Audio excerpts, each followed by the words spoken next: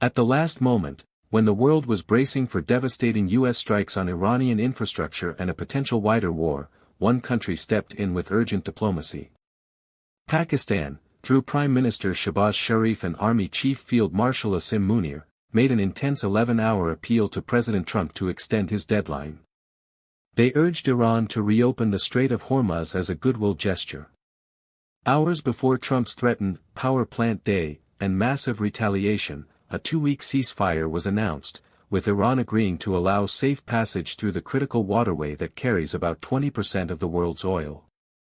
Did Pakistan just save the world from escalation into a broader conflict? Or was this merely a desperate last-ditch effort that bought time but solved nothing? Today we dissect Pakistan's mediation role in the 2026 US-Iran crisis and ask whether this is real diplomacy or just a fragile pause. Pakistan positioned itself as an unlikely but active mediator. PM Sharif publicly requested Trump to extend the deadline by 2 weeks to allow diplomacy to run its course. At the same time, they called on Iran to fully open the Strait of Hormuz during that period and urged all parties to observe a ceasefire. Pakistan's army chief reportedly stayed in contact all night long with U.S. Vice President J.D. Vance, special envoys, and Iranian Foreign Minister Abbas Araghchi. Islamabad even invited both delegations for face-to-face talks starting Friday, April 10, 2026, positioning the Islamabad Accord as a potential framework. Why Pakistan of all countries? What unique position allows it to talk to both Washington and Tehran when others couldn't? Is this genuine neutrality or smart realpolitik? A temporary 2-week ceasefire was agreed upon. The core conditions: Iran would allow safe and complete reopening of the Strait of Hormuz for international shipping, while the U.S. would suspend attacks and bombing campaigns on Iran. Talks in Islamabad aim to build toward a longer-term settlement, with some references to a broader 10-point plan from Iran. Both sides claim elements of victory. Trump emphasized the strait's reopening as a win for global energy security. Iran framed it as a successful defense of its red lines. Is this real peace in the making, or just a pause that lets both sides regroup? Will the ceasefire hold beyond the initial 2 weeks, or is it destined to collapse once the clock runs out?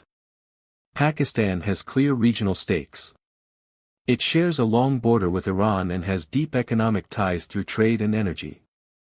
As a major Muslim nation, it also worries about sectarian spillover and refugee flows. Closer to home, instability in the Gulf directly affects Pakistan's own energy imports and remittances from Gulf workers. By mediating, Pakistan boosts its international image, strengthens ties with both the US and Iran, and potentially China, which backs the effort, and prevents a conflict that could destabilize its western frontier.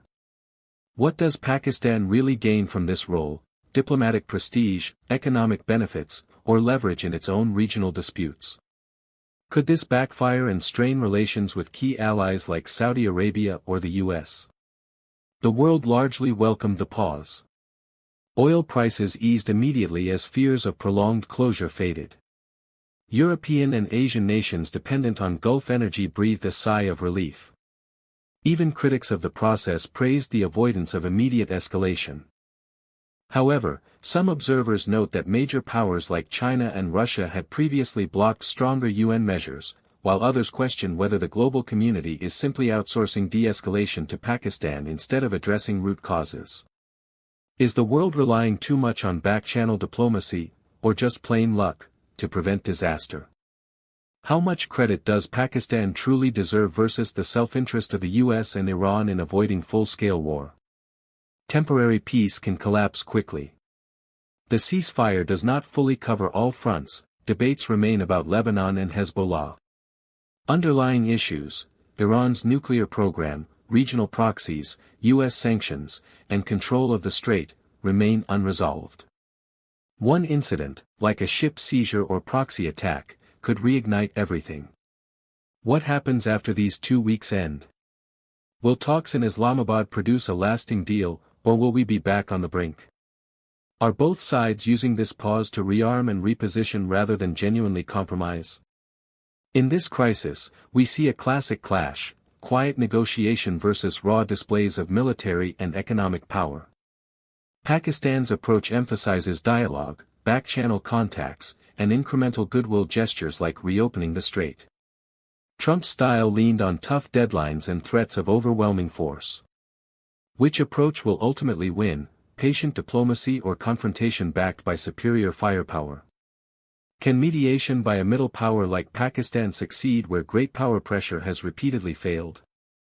Pakistan has played mediator or neutral actor before, staying largely neutral during the Iran-Iraq War, balancing ties with Saudi Arabia and Iran, and engaging in various Islamic world diplomatic efforts. Its unique position as a nuclear-armed Muslim state with links to both the West and the region has occasionally given it quiet influence. Can history repeat a success here, or are today's stakes, global energy choke points and great power involvement, simply too high? Has Pakistan's track record of balancing competing alliances prepared it well for this moment? Underlying tensions remain intense. The 2-week window may allow breathing room and talks in Islamabad, but core disagreements over Iran's regional role, security guarantees, and the long-term management of the Strait of Hormuz have not magically disappeared. Both sides are framing the deal in ways that suit their domestic audiences. Was anything truly resolved, or did we just kick the can down the road? How fragile is this Islamabad accord when trust between the US and Iran is historically so low? Pakistan's last-minute diplomacy helped avert immediate catastrophe and reopened a vital global artery.